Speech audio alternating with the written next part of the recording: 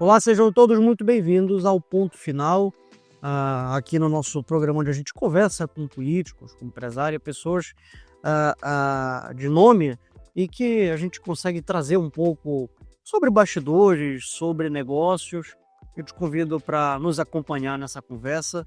Hoje, aqui no Ponto Final, a gente está recebendo o Lucas Gabriel, um grande amigo, que é sócio do PIB Advogados e do PIB Minha Global. A gente vai focar hoje no PIB Minha Global, que trabalha muito com consultoria, né, de comércio exterior, para quem deseja importar, exportar para a China também. Lucas, seja muito bem-vindo, a gente vai já começar a falar sobre isso. Obrigado, Gustavo, obrigado pelo convite aí da gente poder bater esse papo, contribuir com esse assunto que está muito em alta, muito relevante, ainda mais que as coisas estão acontecendo, a gente foca muito nesse mercado global, né? E a intenção aqui é justamente tirar um pouco do medo, exatamente isso que o Gustavo falou, dessa assessoria internacional, né? Então a gente já consegue atuar tanto nessa parte de importação, exportação, e esses bate-papos são muito importantes para a gente quebrar um pouco desse bicho-papão da China que o pessoal pinta aí e mostrar que não é bem assim, que tem a possibilidade de entrar no mercado, e não só tem a possibilidade, como o empresário precisa voltar os olhares para isso aí. Vamos começar do começo, Lucas. Por que advogados decidiram começar uma empresa voltada para comércio exterior? Muito interessante isso aí. E, na verdade, a nossa história, né? A nossa empresa nasceu, eu posso dizer, que de trás para frente, né? Como o Gustavo falou, sou advogado, tenho o escritório do PIB Advogados. Nosso escritório hoje ele tem mais de 20 anos já de experiência. E ele começou se especializando nessa parte aduaneira, que é a parte ali do porto, a parte do desembaraço aduaneiro, a parte da Receita Federal. Então, o que eu percebi quando eu virei sócio tem 3 anos, o que foi que eu fui acompanhando? Como todo mundo, o pessoal só procurava o advogado quando tinha algum tipo de problema, né? Então, quando a corda já estava aqui no pescoço, já estava com um auto de fração da Receita, ou a mercadoria estava presa, e eles procuravam o advogado para a gente tentar salvar ali a operação. E aí a gente foi para a China, mais ou menos uns 2 anos e meio, 3 anos, através do lead, né?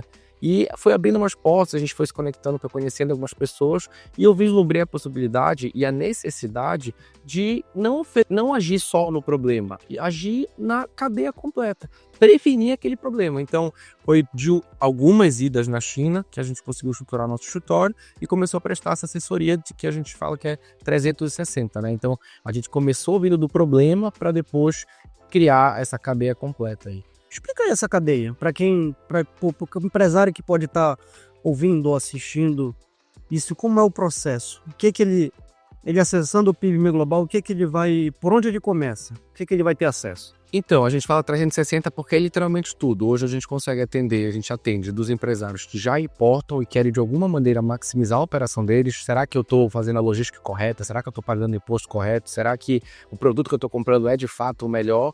E tem aquele empresário, que hoje ainda é a grande maioria, que não importa. Então tem algum receio, tem algum medo, tem alguma barreira ali.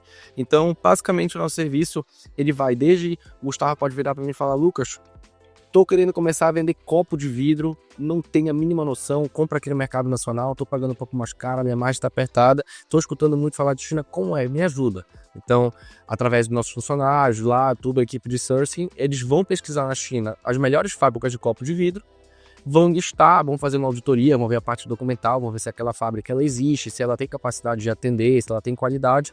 A gente vai listar e aí começa o trabalho que a gente fala de numerário, né? Porque muito empresário pensa que é só entrar no Alibaba, escrever ver copo de vidro, vai ver lá que um copo custa $2, vai multiplicar por 5 e vai falar: pô, R$10, tá ótimo, esse copo tá barato. Só que não é bem assim, né? Em cima desse valor tem que classificar o ICMS para poder ver qual vai ser a carga tributária, tem taxa, tem o imposto, tem o frete, tem a logística, tem milhões de coisas que englobam aquele valor, né? Então, a gente faz a parte do numerário, entrega para o empresário, se aquele valor bateu, aquele valor está dentro do que ele imagina, a gente inicia o processo de importação, que aí começa a negociação com a fábrica, os pagamentos dos 30%, 70% depois, embarque até chegar a mercadoria aqui. Então, por isso que a gente fala 360. A gente gosta de falar que tira a dor de cabeça do empresário. Deixa o empresário fazer o que ele sabe fazer, que é vender, gerenciar pessoas, e deixa que a parte chata, burocrática, a gente faz, que é o nosso trabalho, que é o que a gente entende. Tem algum erro que os empresários brasileiros costumam cometer nesse meio?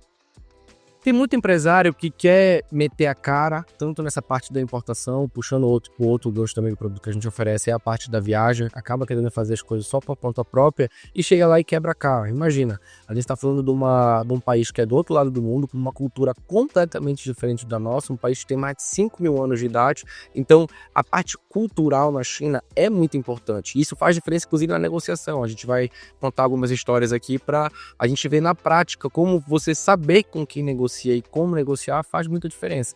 Então tem muito empresário que às vezes quer meter a cara, fazer as coisas sozinho, procura a gente. Tem empresário que procura a gente depois que já até realizou a compra na fábrica e não sabe nem como ele vai trazer aquele produto de lá. Mas ele já comprou. Mas ele já comprou, já até pagou a fábrica. E algumas vezes a gente vai ver aquele produto ou tem um negócio chamado anti-dumping, ou às vezes nem pode trazer aquele produto que ele estava comprando. Então, às vezes acaba que onera mais do que gera lucro. A gente já pegou alguns casos, então acho que o erro que o empresário comete é esse, às vezes tentar dar um pulo maior do que a perna. Assim, o PIB global é focado na China, e eu acho que é uma pergunta muito básica para ser feita para as pessoas, até para quem está assistindo e nos ouvindo, talvez não entenda por que o foco é a China, por que muitos empresários hoje estão buscando os chineses para fazer comércio. Primeiro que a China, ela se tornou a fábrica do mundo, né? Então o mundo inteiro fabrica lá. Eu costumo falar que qualquer coisa que você quiser, a China vai fabricar. A China, você chega lá, quero isso, ela pega e vai fazer. E a gente precisa superar aquela imagem que a gente tinha da China de que só tem coisa ting-ling, só tem coisa vagabunda, só tem coisa que quebra rápido, porque já não é mais assim. Tem muitos anos que não é mais assim. A China, ela se reinventou e muitas das vezes hoje, determinados produtos, nem é que seja o melhor preço de determinados setores, mas é o mais inovador, é o que tem mais tecnologia, às vezes tem maior durabilidade. Então, a China, ela conseguiu se realocar no mercado e o empresário que não estiver olhando para lá, ele vai olhar para o concorrente dele já vai estar lá, já vai estar buscando melhores preços, mais inovação e vai acabar ficando obsoleto no mercado. E como é que funciona essa diferença de você fazer comércio por aqui com países que você já tem culturalmente uma proximidade e você fazer comércio com os chineses? Pois é, eu escuto muito aquela frase que o pessoal fala assim, eu pergunto, tá importando? Aí ele, tô importando aqui do Brasil. Não, importando aqui do Brasil, tu não tá importando. Eu digo, não, mas eu compro de quem tá importando. Muitas das coisas que a gente pensa que a gente tá comprando do mercado nacional, nem é do mercado nacional. Infelizmente, a nossa indústria, ela caiu ao longo do tempo e hoje muitas das coisas nós somos refém do mercado internacional. A gente hoje foca muito na China e fala muito da China porque, como eu falei, é o parque industrial do mundo, né? Então, o mundo inteiro está fabricando lá, então por isso eles conseguem melhores preços ali na mão de obra, de tecnologia, claro. Mas também a gente fala de outros países, né? A Europa também tem os polos industriais muito fortes na parte de tecnologia, máquinas pesadas, a Alemanha. E os Estados Unidos também não deixa de ser um grande polo industrial. Então, a gente foca mais na China, que é onde a gente tem o nosso escritório, que é onde a PBMia nasceu. Mas existem outros países de destaque também. A Índia é um país que está desenvolvendo muito, está crescendo muito aí, inclusive no mercado hospitalar, é um país que está em ascensão aí na parte hospitalar de produtos. Mas é isso. Eu já participei de um evento com você em que a gente estava falando sobre o mercado asiático. Eu estava falando da ASEAN, você estava falando da China e você contou uma história muito curiosa. Queria que tu contasse, não sei se tu lembra da história. Qual? Da Canton Fair? É da Canton Fair, que foi uma história muito engraçada, curiosa, sobre um modelo de negociação, de forma de negociar, que eu acho que envolvia jantares. Ah, sim. Jantares. Sim, os famosos jantares e almoços. Como funciona o modelo de negócio nos jantares na China? Pois é, antes da gente chegar no jantar, é bacana a gente entender como é que funciona a China na parte industrial, né? A China é dividida por setores e zonas, digamos assim. Então, quando você vai ver aparelho de academia numa cidade tal, aquela cidade tem uma porrada de fábrica de aparelho de academia. Vai ser uma fábrica pelo lado da outra. Você vai ver aço, vai ser uma região de aço, vários aços do lado do outro. Então, ela é meio que dividida em regiões. Roupa num lugar, aço no outro. Então, a parte norte normalmente ela é um pouco mais barata nessa parte industrial. Então, por que eu tô falando isso? Imagina, um país de 1,4, 1,5 bilhões de pessoas. Parque industrial no mundo inteiro.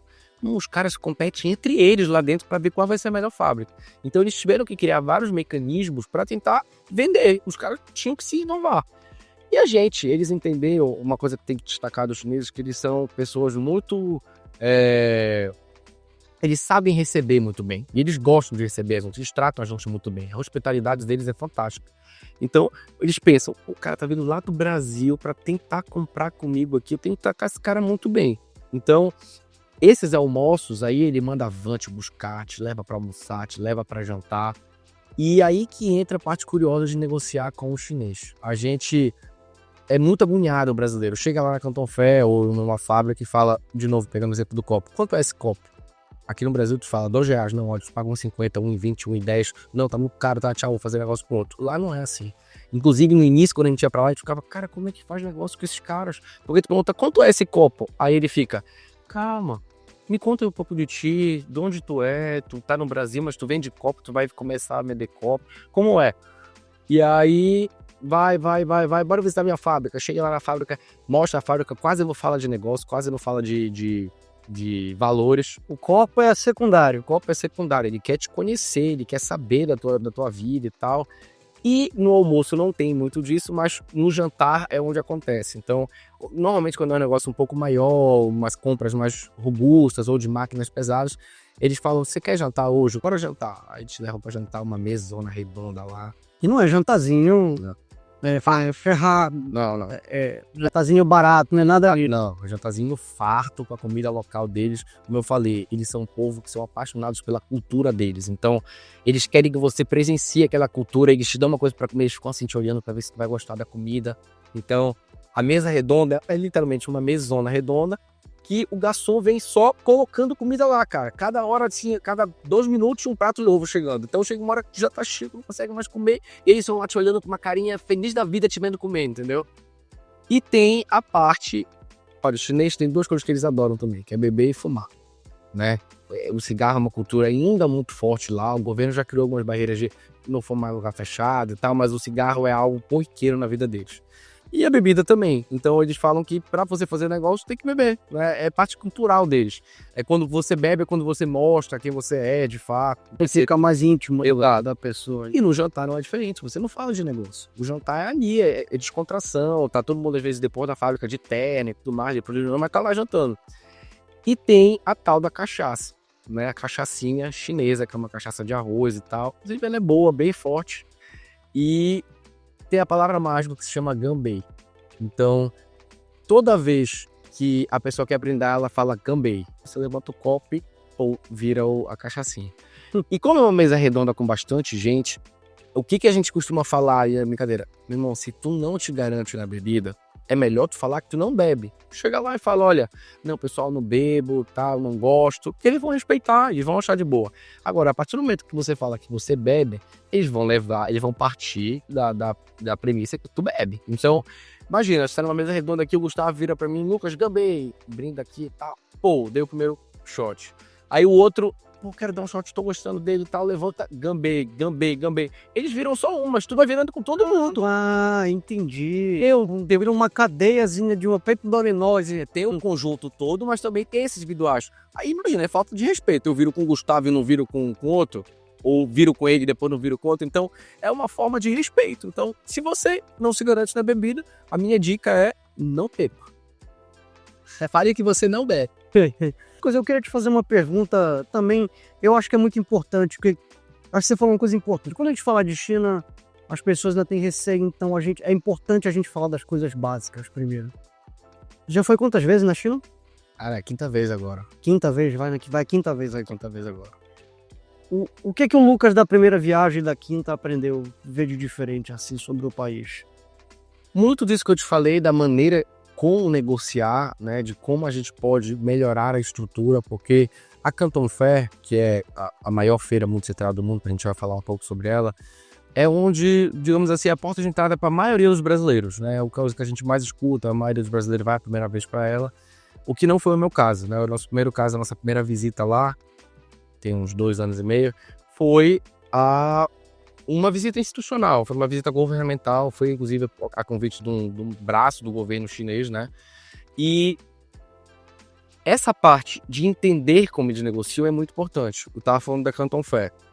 A gente chega lá e vai perguntar o preço, eles acabam tão meio acostumados já com o modelo ocidental, porque é muito ocidental que vai para lá, e como eu te falei, não tem muito esse lero-lero de passar o preço, isso é mais em fábrica, em negociações maiores. Então eles vão te passar aquele valor.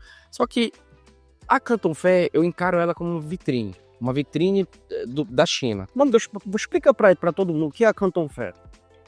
A Canton Fair é a maior feira multissetorial do mundo. O que isso quer dizer? Você encontra lá de absolutamente tudo, desde um prego até um carro voador. É realmente isso. E a Canton Fair ela acontece 2 vezes por ano, né, nos meses de abril e início de maio e outubro e início de novembro. Ela é dividida em 3 fases. É uma feira que conta com espaço lá de mais de 1,7 milhões de metros quadrados. Então imagina que loucura isso. E os chineses são tão insanos que entre essas fases tem 4 dias que eles desmontam toda a feira e montam tudo de novo. Então a primeira fase ela é voltada mais para a parte de inovação, tecnologia, um pouco da construção, parte de IA, tudo. A segunda é mais parte de construção também, mas pegando parte mais de acabamento, uma iluminação, LED, coisa de casa. E a terceira fase ela é pet, têxtil, roupa, bolsa, mochila, sapato e a parte hospitalar. Então a Canton Fair é essa feira multissetorial. Qual é o perfil do empresário? Eu acho que muita gente pode pensar, pô, o negócio de fazer comércio com o chinês deve ser só coisa de grandes empresários. Não é, né? Não é. Esse é um grande paradigma que a gente tenta quebrar, porque a pessoa pensa que nunca é o momento certo para ela começar. A gente sempre fica tentando adiar esse momento de entrar no mercado internacional. A grande verdade é que você não precisa fechar um container para poder começar a importar, você não precisa ter valores exorbitantes para começar a importar. O importante é dar o primeiro passo, né? A gente já realizou a importação, o cliente começou importando 15 mil, 20 mil, hoje já está 40, 50 e assim vai crescendo. Então, quando eu falo que você não precisa fechar um container, é porque existem outras modalidades de transporte, como o container compartilhado, no qual você paga um espaço dentro de um container. Então, claro que a negociação comercial, ela segue a mesma lógica do Brasil. Quanto mais você comprar, maior volume você tiver, melhores condições você vai conseguir. Mas isso não quer dizer que inviabiliza o fato de você não fechar um container. Então, não existe um momento certo para começar a importar. O momento certo, na verdade, já até passou, né? O empresário que não está olhando para isso, ele já está perdendo dinheiro. O primeiro passo para vocês, qual é o primeiro passo para o brasileiro que quer começar? Cara, o primeiro passo é falar com a gente. O primeiro passo é eu te dei essa deixa. O primeiro passo é ele, na verdade, entender a operação dele, entender do produto que ele vende ou até do serviço que ele vende, né? Porque é o que eu falo, todo empresário, independentemente do ramo, qualquer pessoa que empreende deveria ir pelo menos uma vez na vida na Canton Fair. Canton Fair e, obviamente, na China. É porque, cara, ali é um celeiro de ideias que explode a tua cabeça. Eu, quando vou pra lá, eu sou prestador de serviço. Eu sei fazer isso aqui que é o serviço que eu ofereço. Mas, cara, começa a ver cada ideia lá, cada produto, tu fala, cara, isso não tem no Brasil, isso cabe lá em Belém, isso cabe no interior, isso cabe, dá pra fazer assim, dá pra fazer daquele jeito. Então, o empreendedor, ele precisa ir uma vez na vida. Então, respondendo a tua pergunta, o que o empresário tem que fazer? Entender do seu negócio, entender do que ele vende, do produto, do serviço que ele tem para oferecer e depois buscar agente óbvio para conectar ele lá e fazer um diagnóstico para falar para ele, agora dá para ti, agora é o teu momento, tens o mínimo para investir e esse... Porque se o cara for sozinho pra Canton Fair, ele vai se perder, né? Ele vai se perder. Isso aí, eu gravei até um vídeo no Instagram, um dia desse postei lá, dizendo exatamente isso. A gente vê, cara, isso acontecendo direto. Inclusive, quando eu tô lá, eu encontro diversos brasileiros. Já aconteceu mais de uma vez no aeroporto lá de Hong Kong, porque a porta de entrada normalmente de vai pra Hong Kong. Foi até um mineiro da última vez. Ele tava assim, eu vi ele tava completamente perdido, tentando pegar um trem pra ir pra Guangzhou. Tava eu, meu pai e minha mãe, inclusive, nessa viagem. E eu olhei pra trás, aí o papai virou pra mim e falou, Lucas, ajuda ele lá. Um cara aventureiro total, comprou a passagem, fechou um hotel e foi na cara dura da cara fora pra lá. Mas, pô, tu acha que esse cara conseguiu fazer negócio? Com certeza não. Com certeza não. A Canton Fair, como eu disse, ela tem 1,7 milhões de metros quadrados. Ela dura 5 dias uma fase. Nem você indo os 5 dias, da hora que abriu, da hora que saiu, tu não vai conseguir ver tudo, pô. Então, tem que ir focado. Se você quer ir pra China, pra bater foto no Instagram lá, pegar o catálogo e voltar cheio de papel na mala, é a melhor solução. Você já ia dizer, né? Porque o cara que vai por conta própria, ele vai se assustar com o tamanho, ele vai bater foto, assim, você quer grande, vai bater foto, postar no Instagram, voltar cheio de catálogo, que vão te dar cartãozinho pra caramba lá.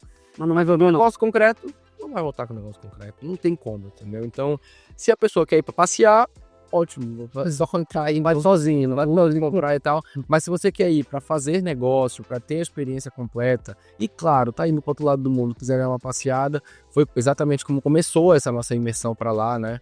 Eu sou prestador de serviço, sou advogado, sei fazer o produto sair de lá e chegar aqui, o produto daqui chegar lá.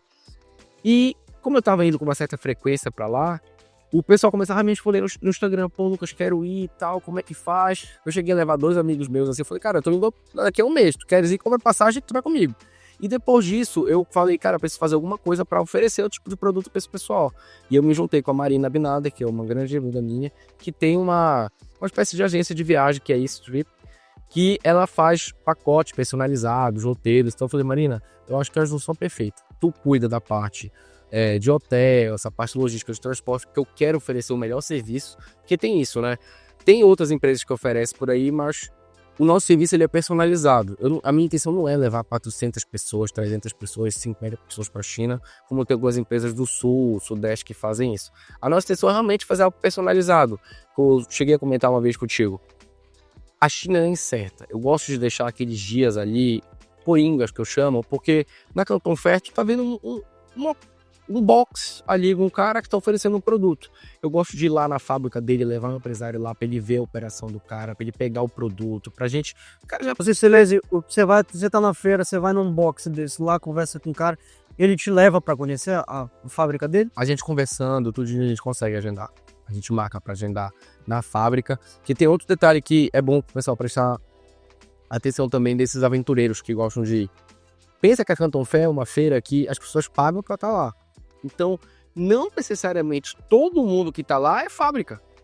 Naquele meio lá tem muita trade, tem muito intermediário, os chineses mesmo. Então, às vezes tu tá comprando da China sem estar comprando da fábrica. Aí qual o sentido disso?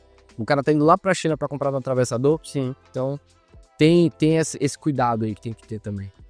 Ou seja, quem vai precisa ter esse gancho de alguns dias, né? Porque você pode sair da Canton Fair e acabar conhecendo fábrica. Exatamente, que é o ideal, que é o que eu gosto de sugerir para as pessoas. E como é que funciona a questão das regiões na China, para as pessoas entenderem que existem áreas especializadas em certo determinado tipo de produto? Isso, tem áreas que trabalham mais com determinados produtos. Eu não vou te falar que, então, essa área de copo, lá não vou achar nada a não ser copo. Não, tem, mas a área ela é mais centralizada para aquilo. Por exemplo, na região norte, lá para cima, é mais coisa industrial, coisa mais pesada, aço, mexe muito com ferros, aparelhos de academia, a maioria são para lá, porque no norte é uma mão de obra mais barata ainda, entendeu? Então, eles conseguem uma mão de obra mais barata e conseguem trabalhar esse trabalho mais maçante aí, né? Entendi. Assim, e aí vamos voltar para o empresário brasileiro. Eu tenho uma impressão, eu não sei se eu tô certo, que eu acho que o empresário que mora em São Paulo já está muito mais habituado em fazer comércio com chineses e tipo, já reduziu as barreiras comparado com um empresário que mora aqui para o norte. O que eu acho? Eu vejo um pouco assim também, porque eu acho que São Paulo as coisas rodam mais rápido, né? Então as coisas começam por lá tem mais empresas, mais empresários, então eu acho que o movimento lá é muito mais rápido, a pessoa precisa fazer, porque lá, pensa, se o cara daqui tem 30 importando e esse cara não tá importando, o que vai acontecer com os caras aqui? Vão engolir ele vai fechar. Então lá a pessoa tem que se reinventar mais rápido. Aqui eu vejo que a gente está numa ascensão, os empresários estão começando a olhar mais para esse lado, mas ainda falta um longo caminho a percorrer. Inclusive naquele evento que a gente participou junto, foi uma das críticas que foi levantada lá pelos palestrantes, do fato de faltar um pouco de estrutura aqui também, né? Imagina, São Paulo é mais facilitado também porque tem portos de Santos, exatamente, tem Itajaí que fica ali mais perto também, né? Então, são portos mais estruturados e que tem linha direta. Então, sai da China direto para lá, não para em nenhum lugar. A gente não tem uma rota direta China-Vila do Conde, por exemplo, entendeu? E como é que tá hoje a estrutura aqui?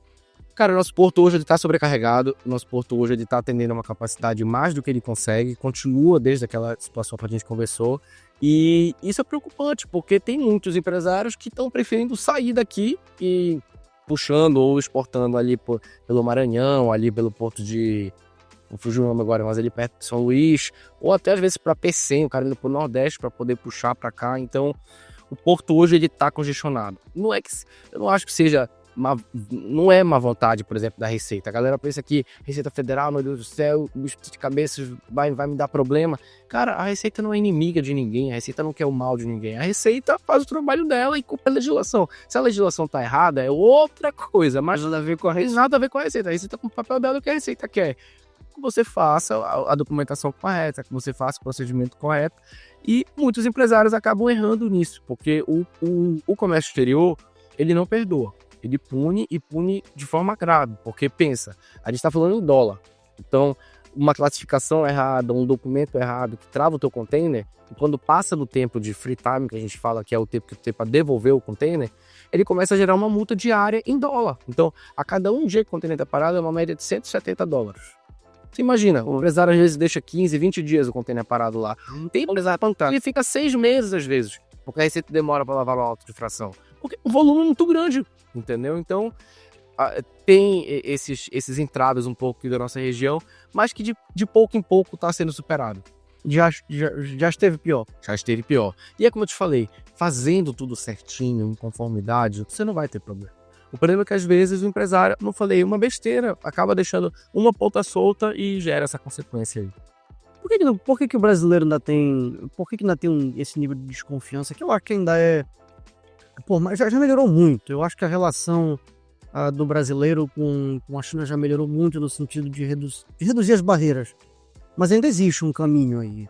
Existe claro e evidente que as pessoas têm muita desconfiança. Com certeza. Até no início, quando a gente ia pra lá, de discutir, eu pensava, pra China, o que tu vai fazer lá? A galera tem uma imagem que não é mais a verdade. A China, ela mudou pros últimos 30, 40 anos. Assim, da água pro vinho. Então, é um país tecnológico, é um país seguro, é um país limpo. E em termos de produtos e serviços, foi o que eu falei. Ela deixou de produzir aquele produto só Ting Ling e começou a ser referência para o mundo. Hoje em dia, o modelo de negócio chinês está sendo replicado em diversos outros setores. A gente teve, não sei se tu acompanhaste essa semana, a Queta, que era uma plataforma de delivery que ia abrir aqui no Brasil também, que era bater de frente com o iFood. Eles tinham anunciado um investimento de 5,6 bilhões de reais no Brasil até 2030. Fizeram uma movimentação toda, é a maior plataforma de delivery do mundo inteiro, né? Só atendendo o mercado chinês. Me fugiu o dado agora de quantas entregas eles fazem um dia, mas é um negócio assim inacreditável. Exorbitante. Tem outros diversos exemplos, tem não sei se você ouviu falar na Luckin Coffee, como se fosse a Starbucks da China. É uma febre assim surreal e tá chegando no Brasil. Não sei se já abriu ou vai abrir agora em São Paulo. Então, são modelos de negócio. O chinês, ele aprendeu a jogar o jogo, né? É uma dúvida, que eu acho que isso não deve ficar de fora. Como é que o PMI Global faz análise de situações, de tensões geopolíticas? Porque a gente vive um momento de muitas tensões, você tem rotas de tráfego sendo afetadas. Como é que vocês visualizam? Até para o cara que chega para vocês para procurar o serviço de vocês, fala, pô, mas como é que tá aí com a situação? Tem guerra acontecendo nas proximidades? Exato. Não vai afetar a gente? Exatamente. Tem guerras e guerras, né? E ninguém melhor do que o Gustavo para a gente bater esse papo aqui, né? Essa guerra que está acontecendo agora do Irã, Israel, Estados Unidos, a gente já está imaginando o impacto, mas ainda não viu aqui na realidade, porque tem o quê? 6 dias de guerra, não? Agora que vai fazer. Agora que vai fazer 6, 7 dias. Assim, a gente já viu movimentação no transporte, várias armadoras já notificaram a gente falando que vão fechar determinadas rotas, isso já vai aplicar num frete um pouco mais caro e um tempo maior. Com certeza, o momento geopolítico ele interfere total.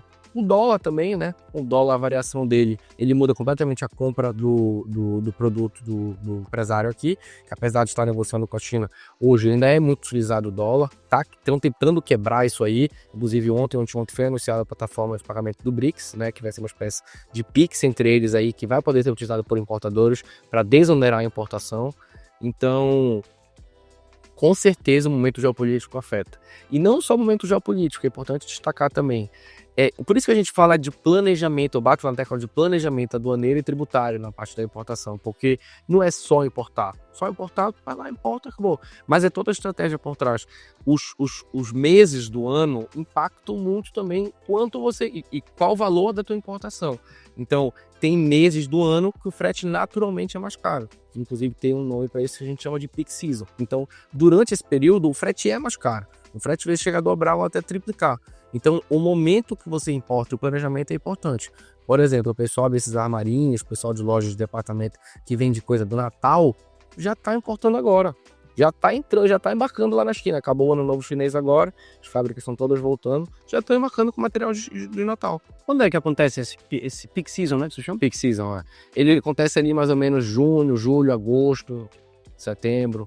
Esses meses são um pouco mais críticos, às vezes aumentando, às vezes diminuindo um pouco, mas tem que sempre cotar.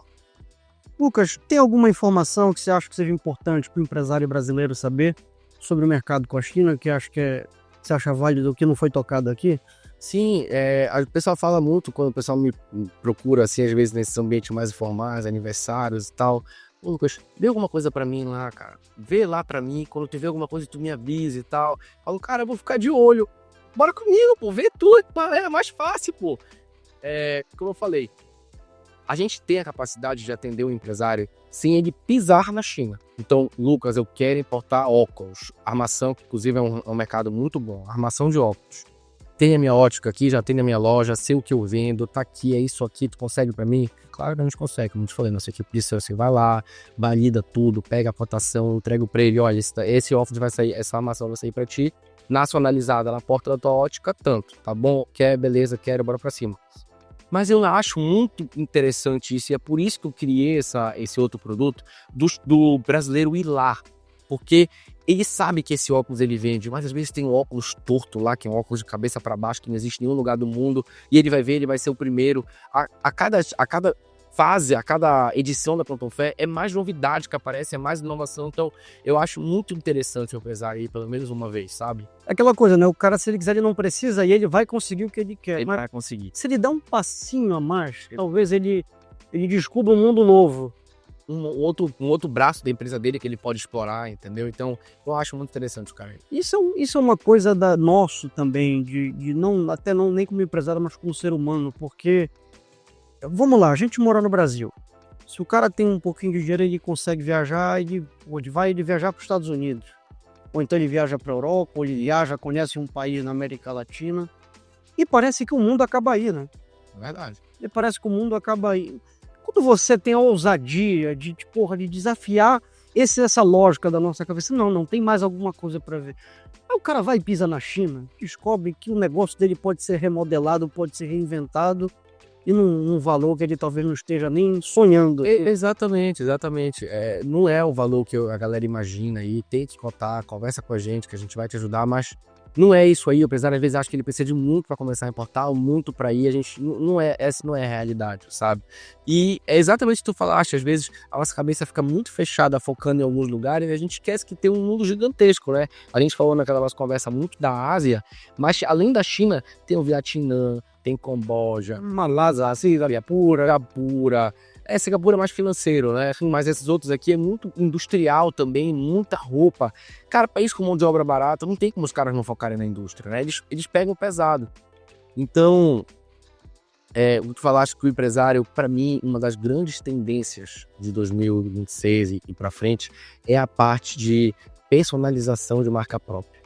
O pessoal acha que é muito difícil, que é impossível começar. Me perguntou, Lucas, eu preciso ter algum registro na China? Preciso registrar essa marca que eu vou criar? Não precisa.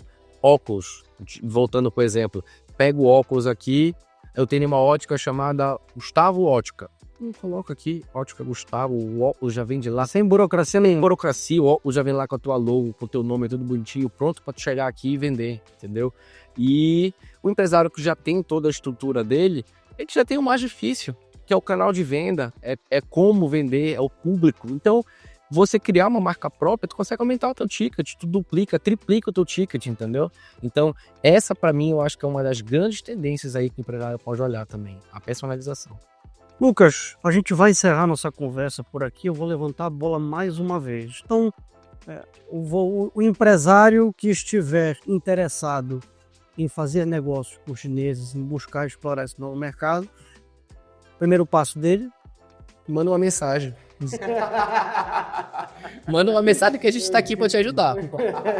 Lucas, obrigado, foi um prazer, cara. Eu acho que é muito importante, sempre que possível, trazer esse tipo de discussão para cá, porque a ideia é justamente, cara, abrir os olhos e a mente das pessoas. Com certeza. A China, ela já é realidade. Quem ainda não percebeu isso já está muito atrasado. Eu até estava dizendo que um dia desses a Globo colocou um jornalista para ficar fixo em Pequim. Eu falei, puxa, mas só agora? Só agora. Só agora? Tinha isso? Não tinha. Tinha no Japão, aí, pô, tem na Europa. Mas só agora, pô. A China já é realidade há muito tempo. Então, vocês verem que às vezes até a Rede Globo, com todo o tamanho dela, agora está começando a fazer uma movimentação. Exatamente.